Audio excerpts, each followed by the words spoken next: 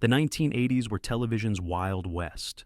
Networks were throwing money at anything that moved, and some of the most spectacularly awful pilots ever conceived crawled out of that neon-soaked decade. Did you know one pilot featured a detective who died and came back as a talking bulldog? How about the one where a genetic experiment that looked like nightmare fuel starred alongside Linda Hamilton before Terminator made her famous? Fuz Bucket. Disney thought they struck gold with this 1986 pilot about an invisible troll creature befriending a lonely kid. Instead, they created something that made parents question their life choices. Chris Hebert played Michael, a misfit 12-year-old whose only friend was Fuz Bucket, a hairy swamp creature that looked like Chewbacca's inbred cousin. The creature design was pure nightmare fuel. Think E.T., but crossed with a reject from a Jim Henson fever dream. Phil Fondacaro physically portrayed this abomination, while Hal Smith provided the voice, probably wondering how his career led to this moment. The plot involved Michael brewing some magical green concoction to make Fuz Bucket visible, because apparently invisible monsters weren't creepy enough. When the creature finally appeared on screen, audiences understood why he stayed hidden. Critics called it cuter than Full House and more annoying than Urkel, which in 1986 was basically a death sentence. Disney somehow convinced themselves this disaster was worth converting into a TV movie, inflicting it on the Disney Channel and releasing it on video. Fuz Bucket became the poster child for why not every 80s fever dream deserved to exist. Wishman. Linda Hamilton starred in this 1983 genetic nightmare before the Terminator launched her into stardom, and she probably wished this pilot stayed buried in a lab forever. Joseph Bottoms played Dr. Alex McGregor, a scientist who creates Wishman, a biological robot that looked like a hairless troll doll crossed with a sea monkey. The creature was designed to be the perfect worker, immune to radiation and completely expendable. When corporate overlords ordered Wishman destroyed for being too playful, McGregor rescued him and went on the run with his wife, played by Hamilton. The pilot featured chase scenes where they stuffed the creature into garbage bags to avoid detection, which was probably the smartest decision anyone made during production. ABC aired this disaster once on June 23, 1983, competing against Magnum P.I. reruns, and audiences chose Tom Selleck's mustache over genetic horror without hesitation.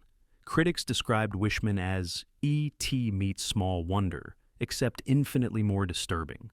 The creature's design was so unsettling that even E.T. fever couldn't save it. Hamilton later called it a learning experience, probably while signing her Terminator contract, and thanking whatever gods existed for second chances. Peckinski. Someone at NBC thought television needed a show about a detective who dies and comes back as a talking bulldog to solve crimes. That someone was clearly having a breakdown.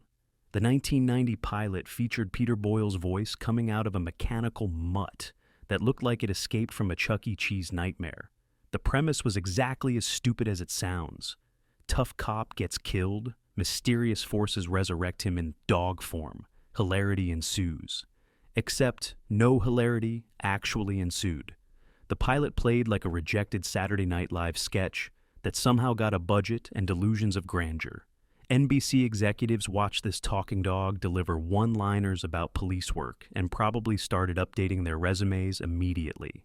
The show became legendary among industry insiders as the worst pilot ever conceived, with the talking dog delivering gems like, "I'm not just a dog, I'm a cop." Critics couldn't believe this made it past the pitch meeting, let alone to actual production. The pilot aired once during summer rerun season and disappeared faster than evidence in a mob trial. Peckinski became shorthand for everything wrong with 80s television excess, a talking testament to cocaine-fueled creativity gone horribly wrong. Tarzan in Manhattan. CBS decided the King of the Jungle needed to swing through New York City, because apparently the African wilderness wasn't exciting enough. Joe Lara played Tarzan as a nature boy, completely out of his element, leaping around Manhattan in a loincloth, while confused New Yorkers pretended this was normal. The 1989 pilot featured Jane as a wisecracking taxi driver, played by Kim Crosby because nothing says romance like hailing a cab with vine-swinging skills. Tony Curtis showed up as Jane's private eye father, clearly needing the paycheck more than his dignity. The plot involved evil scientists experimenting on Cheetah, giving Tarzan motivation to trade tree branches for fire escapes. Watching a muscular man in minimal clothing navigate urban traffic was exactly as ridiculous as it sounds. The pilot featured Tarzan doing typical superhero stuff, except in the least appropriate setting possible.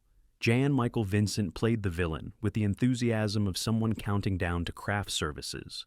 Warren Zevon's Leave My Monkey Alone played over shots of Tarzan's plane approaching NYC landmarks, which was probably the best part of the entire production. CBS hoped this would launch a series, but audiences preferred their jungle kings in actual jungles. The Phoenix. This 1982 series about an ancient alien awakened in modern Peru proved that even extraterrestrial beings couldn't save terrible television. Judson Scott, fresh from playing Khan's lieutenant in Star Trek II, starred as Bennu, an immortal being with psychic powers, including telekinesis and astral projection. The premise borrowed heavily from Stranger in a Strange Land, mixed with Chariots of the Gods, theories about ancient astronauts. Scott wandered through 5 episodes looking confused and mystical, while delivering dialogue about enlightenment and cosmic destiny. The show's creators apparently studied Aleister Crowley's occult writings for inspiration, which explained the pretentious mystical babble that passed for character development. ABC executives watched this spiritual alien searching for his purpose on Earth, and decided audiences preferred their extraterrestrials with more action and less meditation. The pilot movie aired in 1981 to modest ratings, but when the series launched a year later, viewers had apparently found their cosmic enlightenment elsewhere. Critics called it a poor man's kung fu with space powers, which was exactly as boring as it sounds. The show disappeared faster than its alien protagonist's home planet, leaving behind only memories of Judson Scott looking uncomfortably mystical in flowing robes. Condor. Set in the distant future of 1999, this pilot imagined Los Angeles as a high-tech paradise with flying cars and lifelike robots. The reality was more like watching actors pretend cardboard sets were futuristic while wearing costumes from a Halloween clearance sale. The female android protagonist looked exactly like every other robot on television: chrome jumpsuit, emotionless delivery, and programming designed to make humans question their life choices. The pilot tried to blend Blade Runner aesthetics with television budgets, creating something that looked more like community theater science fiction. Los Angeles in 1999 apparently featured the same traffic problems as 1983, except with slightly shinier cars and robots who couldn't act their way out of a paper bag. The script read like someone took every sci-fi cliché and shoved them into a blender with a tourism commercial for LA. Networks watched this attempt at futuristic storytelling and decided the future could wait. The pilot disappeared into the vault of terrible ideas, where it belonged alongside other misguided attempts to predict tomorrow with yesterday's special effects budget. Manimal. NBC's 1983 disaster featured a man who could transform into any animal to fight crime, except budget constraints meant he basically turned into a hawk or Black Panther every single episode.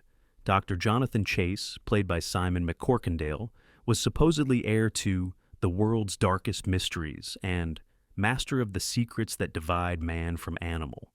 The opening narration delivered this information with the kind of serious intensity usually reserved for Shakespearean tragedies, not a show about a guy who turns into zoo animals. The transformation sequences ate up most of the special effects budget, leaving approximately $12 for everything else.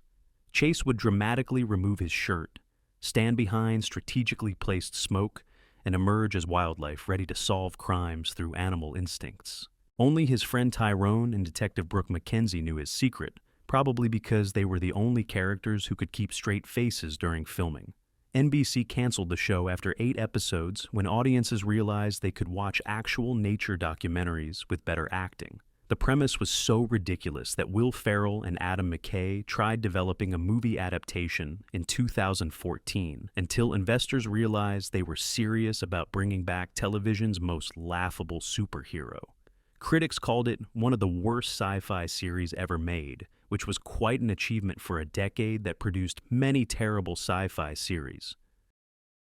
Automan. ABC's 1983 attempt to capitalize on Tron fever resulted in this digital nightmare about a police programmer who creates a holographic crime fighter. Daisy Arnaz Jr. played Walter Nebuchadnezzar, a computer whiz who somehow programmed the perfect law enforcement partner who only existed at night. Chuck Wagner portrayed the title character, a glowing digital being who looked like he escaped from a video game and decided to fight real crime. The special effects were cutting edge for 1983, which meant they looked like someone bedazzled a jumpsuit and added Christmas lights. Automan could materialize vehicles and weapons from thin air, creating spectacular action sequences that burned through the budget faster than his digital existence. The show tried combining computer programming with police procedurals, creating a hybrid that satisfied neither tech nerds nor cop show fans. ABC scheduled it against highly rated competition, ensuring that even audiences who might enjoy holographic heroes never found it. The writing featured dialogue about computer technology that sounded like it was written by people who had never seen a computer. Critics noted that the show's greatest achievement was making Knight Rider look sophisticated by comparison. Automan disappeared into the digital void after one season, probably for the best, since explaining the internet would have broken the show's entire premise. Beyond Westworld. Someone thought the Westworld movies needed a television sequel, proving that 1980 was a simpler time when people made terrible decisions without focus groups. This MGM disaster picked up after the films, focusing on the Delos Corporation's continued robot theme park operations, despite multiple android uprisings. The premise involved more malfunctioning robots terrorizing guests, because apparently nobody learned anything from the previous massacres. Jim McMullen and James Wainwright played security agents trying to prevent robotic revolutions while wearing the worst 80s fashion imaginable. The production values made the original 1973 film look like a big-budget spectacle, featuring robots that moved like department store mannequins, and dialogue delivered with the enthusiasm of automated customer service. CBS executives watched 3 episodes of malfunctioning androids and immediately pulled the plug, though all 5 episodes aired in the UK, because British audiences apparently had more patience for robot-related disasters. The show earned 2 Emmy nominations for makeup and art direction, which probably said more about the competition than the quality. Critics called it a cautionary tale about unnecessary sequels.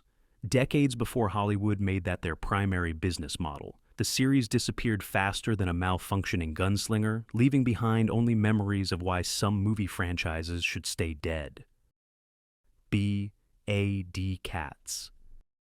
This 1980 police drama about former race car drivers turned auto theft cops featured Michelle Pfeiffer in one of her first starring roles, which she probably wished everyone would forget. The acronym stood for Burglary Auto Detail Commercial Auto Thefts, because apparently someone thought viewers needed the spelling lesson every episode.